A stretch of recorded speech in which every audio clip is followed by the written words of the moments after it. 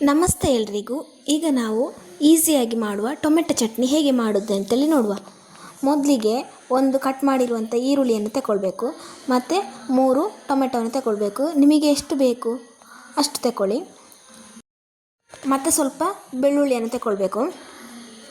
ಆಮೇಲೆ 3 ಮೆಣಸಿನಕಾಯಿ, ನಿಮಗೆ ಖಾರಕ್ಕೆ ಎಷ್ಟು ಬೇಕೋ ಅಷ್ಟು ತಗೊಳ್ಳಿ.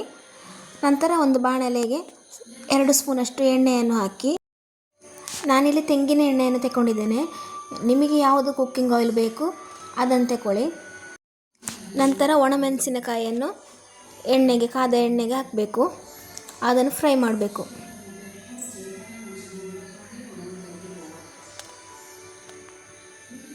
ನಂತರ ಅದನ್ನು ತೆಗೆದು ಬೇರೆ ಪಾತ್ರೆಗೆ ಹಾಕಬೇಕು. ನಂತರ ಅದೇ ಬಾಣಲೆಗೆ ಹೆಚ್ಚಿದಂತಹ ಈರುಳ್ಳಿಯನ್ನು ಹಾಕಬೇಕು. ಅದನ್ನು ಫ್ರೈ ಮಾಡಬೇಕು.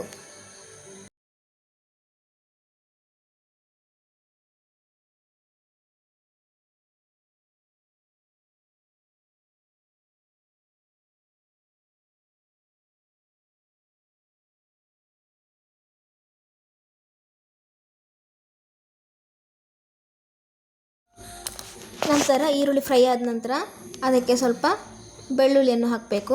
ಅದನ್ನು ಕೂಡ ಫ್ರೈ ಮಾಡಬೇಕು. ನಂತರ ಅದೇ ಬಾಣಲೆಗೆ 1 ಟೀ ಸ್ಪೂನಷ್ಟು ಜೀರಿಗೆ ಹಾಕಬೇಕು. ಅದನ್ನು ಕೂಡ ಫ್ರೈ ಮಾಡಬೇಕು.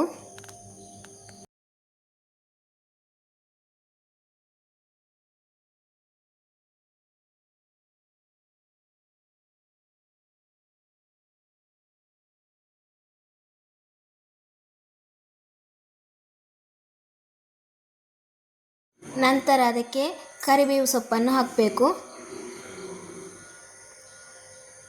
ಅದನ್ನು ಫ್ರೈ ಮಾಡಬೇಕು.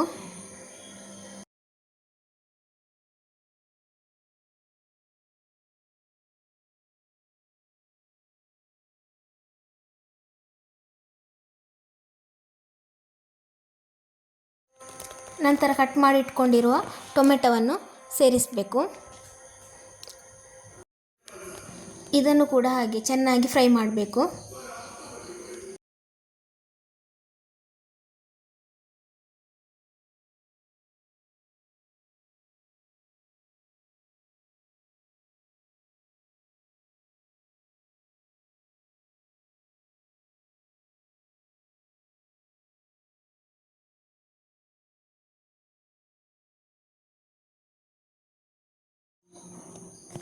ನಂತರ ಇದಕ್ಕೆ ಕೊತ್ತಂಬರಿ ಸೊಪ್ಪನ್ನು ಸೇರಿಸಿ ಅದನ್ನು ಫ್ರೈ ಮಾಡಬೇಕು.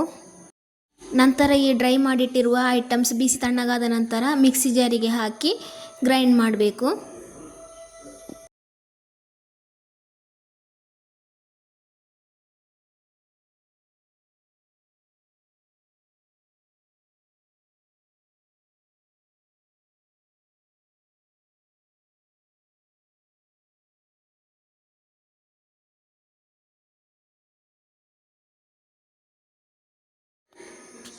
ಗ್ರೈಂಡ್ ಮಾಡುವಾಗ ರುಚಿಗೆ ತಕ್ಕಷ್ಟು ಉಪ್ಪನ್ನು ಸೇರಿಸಬೇಕು.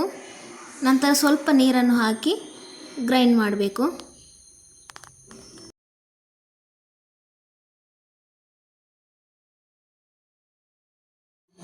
ನಂತರ ಒಂದು ಬಾಣಲೆಗೆ ಎಣ್ಣೆಯನ್ನು ಹಾಕಿ ಈ ಗ್ರೈಂಡ್ ಮಾಡಿಟ್ಟಿರುವ ಚಟ್ನಿಯನ್ನು ಅದಕ್ಕೆ ಹಾಕಬೇಕು. ಹಸಿ ವಾಸನೆ ಹೋಗುವ ತನಕ ಇದನ್ನು ಬೇಯಿಸಬೇಕು.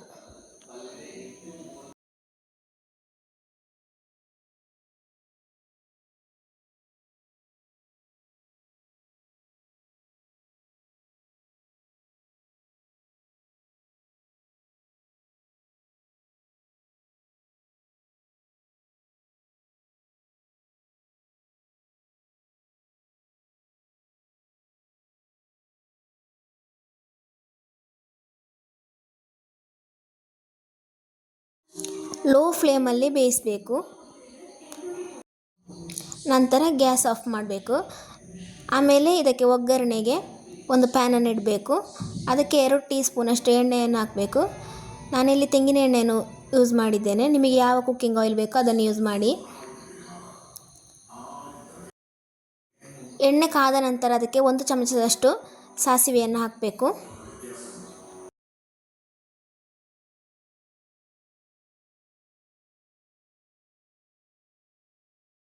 ಸಾಸಿವೆ ಒಡೆದ ನಂತರ ಅದಕ್ಕೆ ಜಜ್ಜಿರುವ 4-5 ಎಸಳು ಬೆಳ್ಳುಳ್ಳಿಯನ್ನು ಹಾಕಬೇಕು. ನಂತರ ಅದಕ್ಕೆ ಕರಿಬೇವಿನ ಸೊಪ್ಪನ್ನು ಹಾಕಿ ಮಿಕ್ಸ್ ಮಾಡಬೇಕು. ಆಮೇಲೆ ಅದನ್ನು ಟೊಮೆಟೊ ಚಟ್ನಿಗೆ ಹಾಕಿ ಮುಚ್ಚಳವನ್ನು ಮುಚ್ಚಬೇಕು. ಈ ಟೊಮೆಟೊ ಚಟ್ನಿಯನ್ನು ಇಡ್ಲಿ, ದೋಸೆ, ಅನ್ನಕ್ಕೆ ಉಪಯೋಗಿಸ್ಬೋದು.